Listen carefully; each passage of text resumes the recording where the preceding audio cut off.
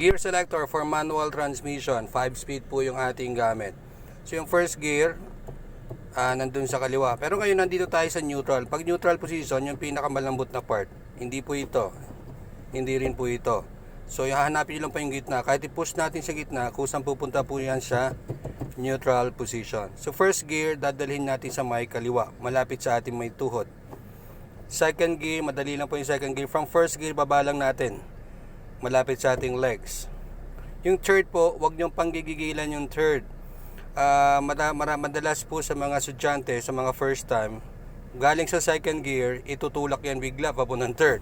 Madalas napupunta sa first gear. Kung hindi naman, napapasobra naman sa kanan, napupunta ng fifth gear. Kahit po daliri ho natin, tulak lang ho, kaya niyang pumunta mag-isa sa third. So ganun ho ka-smooth yan. So galing sa second gear, pwede rin man ho, itulak lang natin na walang effort, push lang, papunta sa third. Si fourth gear, nasa tapat lang ni third, baba lang ho. And si fifth gear, bandang kanan sa taas. Pag neutral position, nasa gitna.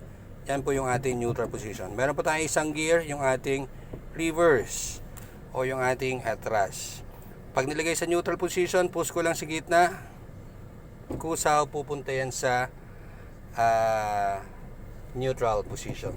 So ganyan lang ko kadali. First gear sa may tuhod, second gear sa may legs, third gear bandang gitna sa taas, tinutulak lang, fourth gear sa baba, fifth gear bandang kanan sa taas, neutral position sa gitna, and reverse.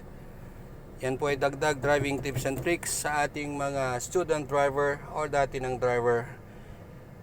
Drive and keep safe always. Mabuhay po.